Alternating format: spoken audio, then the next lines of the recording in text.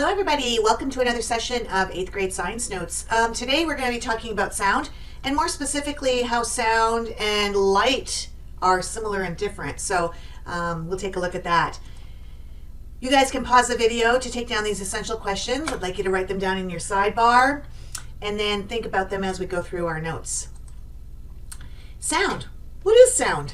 Well, sound really is a set of vibrations that carry energy, and they carry energy through matter. So maybe it's a solid, liquid, or gas, it doesn't matter. But technically, sound could be explained as these vibrations hitting your eardrum and causing a sensation where you hear the vibrations. So there's a little discrepancy. Not sure if scientists believe sound is actually when it hits your eardrums, or if it's just a disturbance in the air or in any medium. All right, there's a saying, if a tree falls in the forest, but nobody's around to hear it, does it actually make a sound? Something to think about. Anyways, next we have medium. We've talked about this before. A medium is anything, solid, liquid, or gas that a wave can travel through. So sound waves, unlike light waves, must travel through a medium. If it doesn't have molecules to bump against or move, then it doesn't work. So of course sound travels most audibly through a gas, through air, right? Sound will also travel through a liquid or a solid. Unfortunately, it's not as easy to distinguish what the sound in our ears is hearing. So most important though, in outer space, the astronauts, when they're in outer space, there are no molecules up there. We call it a vacuum. And so there are no molecules there, and therefore you cannot hear anybody in space. All right, so how does sound travel then? So sound waves carry energy through a medium by causing each of the little molecules, all of the particles, to vibrate and bump into each other. So what happens is, I've got here, see my cursor, there's a speaker here. And what happens, and you've probably seen this, when a speaker is turned on, the louder it's turned on, you will see the membrane vibrating. And what happens is that membrane vibrates and pushes the molecules forward. And then those molecules move forward to bump into the next ones. Then they return back to where they were. So what we get here is something called a compression, where I've got the word down here, compression. The waves press together and they are bunched up. So this here, where they are bunched up, is called a compression. And when they spread apart again, this is like a rarefaction. So I've underlined the word press. I've underlined the word rare because the molecules are more rare in that area. So these molecules constantly bump into each other and then return back to their regular spot. So this back and forth motion pushes air particles, or liquid or gas or solid particles together, generating a compression, or they move the particles apart, causing a rarefaction. All right, continued on, still with Roman numeral number 3. Sound travels as a longitudinal wave, unlike light waves that travel as a transverse wave. We have seen waves like this when we talked about light. We talked about the crest and the trough. We mentioned that amplitude was the distance from the resting point or equilibrium to how high or how low it goes. Those two values should be the same. So if you take a look here, however high the crest rises will be the same value as how low it sinks in the trough. All right, so sound waves can also be called mechanical waves. So there's a lot here. Sound waves can be called longitudinal waves, or they can be called mechanical waves. Anyways, compared to light waves, we have the compressions would be like the crest, and the rarefactions, the emptier space, would be more like the trough. So that's what this is here. The speed of sound. Now we know that the speed of light is probably the fastest thing out there, right? Speed of sound is much slower because it requires molecules to move through. So some things that determine how fast sound can move, one of the things is density, and that's how tightly packed the molecules are. So if you think about it, if I go back to this picture here, when the molecules are closer together, it is more easy for them to bump into the next molecule, whereas where they're further apart, it takes a while for that molecule to travel and bump into it. So let's go back here. So density is definitely increases how fast sound travels, and temperature is another thing that determines that. Sound travels faster at room temperature than it does on a cold day. So let's take a look over here. So the medium is what is it traveling through. So gases here. So here we have freezing air, 0 degrees Celsius. That's 32 degrees Fahrenheit. Speed travels at 330 meters per second, but a room temperature, 20 degrees Celsius or 68 degrees Fahrenheit, it travels faster at 342 meters per second. So remember that warmer temperature causes sound to travel faster, and that's because when you have increased temperature in a substance, the molecules are already more excited. There's more energy in warmer matter. And so that is easier to get the molecules going when there is more energy already in the system. All right, so density is another thing here. Let's talk. So gases, we know that those molecules are more spread out. As you go to liquids, they are closer together, and solids are closer together even still. Now, let's just take a look at fresh water and salt water.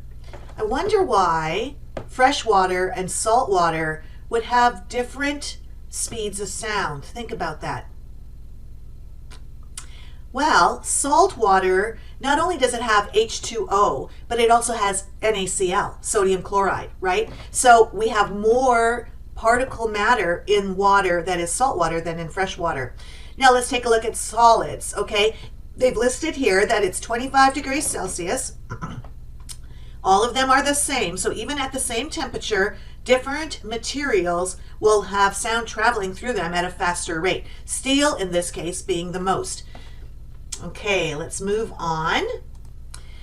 Why does sound travel faster in a solid? I kind of said this already, but let's go through this. Elasticity, and this has to do with the movement of the molecules inside of each of these objects.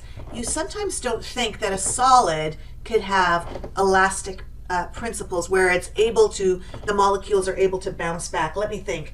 I have a stapler here, okay? It is made out of metal. Yes, I can squish it, but this metal doesn't seem very elastic to me. And yet, if you look at the molecular level, there are molecules in here that do vibrate. And so that vibration can allow sound to pass through. Solid materials are usually more elastic than liquids or gases. And that's because the particles are closer together. Particles of a solid do not move very far, so they bounce back and forth quickly as the vibration travels through the object, which allows waves to move faster. So in your notes, you might want to make sure that this picture is there and understand that this represents the distance traveled in 1 second. So in 1 second, if I hammer on the end of this solid tube, I'm going to have the sound traveling much farther. At the same time, if all three of these substances are hit with a mallet, in a liquid, they would move slower. In a gas, they would move still slower. All right, let's talk about speed of light. Now, light travels faster than sound waves do. And it's opposite, though. We've said that sound travels fastest in a solid where the molecules are tight together. In light, it travels fastest where there are no molecules to interfere with it. So in space, in a vacuum, it will travel the fastest. In a gas, it's very similar. They say that sound or light will travel 186,000 miles per second, and a gas is very much similar. Here we notice that water, we have it moving a little bit slower. Glass is slower yet, and a diamond, which is very densely packed carbon molecules, travels really slow, quite a bit slower than it does in space. All right, Roman numeral number 7. Amplitude in sound waves. We talked about amplitude in light, and we're going to refresh your memory in just a second, but how does amplitude affect sound? Well, the greater the amplitude, the more intense the sound will be, and that's because it's carrying more energy. More intensity, more energy, okay? Amplitude increases as energy increases. So therefore, when amplitude increases, what happens is the volume of the sound you hear actually increases. So taking a look at this, amplitude being how high the crest rises from equilibrium. If this is just a small rise, we will have a quiet sound. If we have a higher crest, we will have a louder sound. Now, so here I've just added a new picture to the slide. And how should sound, if this is really the way a light wave looks, and if sound waves are represented more like this with molecules, how do you represent amplitude with a sound wave? And basically all it is how thick the band is that represents it. In digital equipment, like when you're doing sound systems and whatnot, you will see it represented more like this than you will in this case. Sound waves travel longitudinally, which means that they're pressing forward and backward, and then the next one passes that way. Whereas in light, it's transversing up and down this direction. That's the real way that it actually moves. So amplitude tells us how loud something is or what its volume is. And we measure volume in something called decibels, lowercase d, uppercase b. And the maximum safe amount of decibels is 85 decibels. So let's take a look at this chart over here. Breathing, very quiet. 10 decibels, right? Going down a little bit more, moderate snoring. I'm not talking about like Grandpa Fred or something who's got a wicked snore, just, light, moderate snoring, 40 decibels. A loud radio is 80 decibels. Remember, maximum safe is 85. Subway, train, here, jet plane taking off. That's why if you ever ride on a plane and you look outside at the people working the baggage carts and the air traffic control, they all have special headphones to help with that, to protect their ears. So there you go. Amplitude and light. So I said that light was represented in a transverse wave like this. And again, we have higher amplitude means bright light and lower amplitude means dim light. Frequency of sound. Okay, so we talked about amplitude. The other thing is frequency. So if you remember that frequency is the number of waves that pass through within 1 second of time, or a specified amount of time. So the closer they are together, the higher the frequency. The further apart they are, the lower the frequency. And so that fits in low pitch.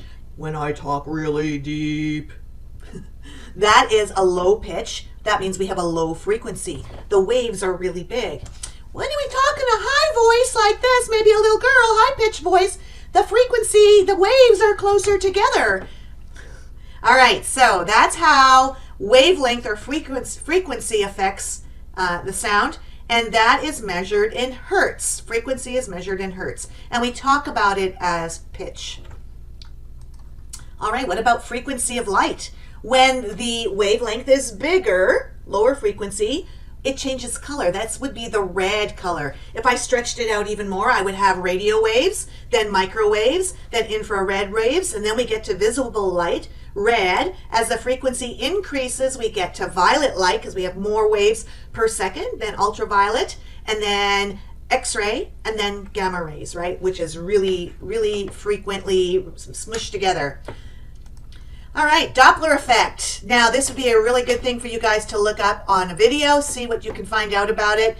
But Doppler effect is really just an apparent change in the frequency of a wave. Now, we say apparent change. I'm going to show you a video. Actually, I'll play it right now.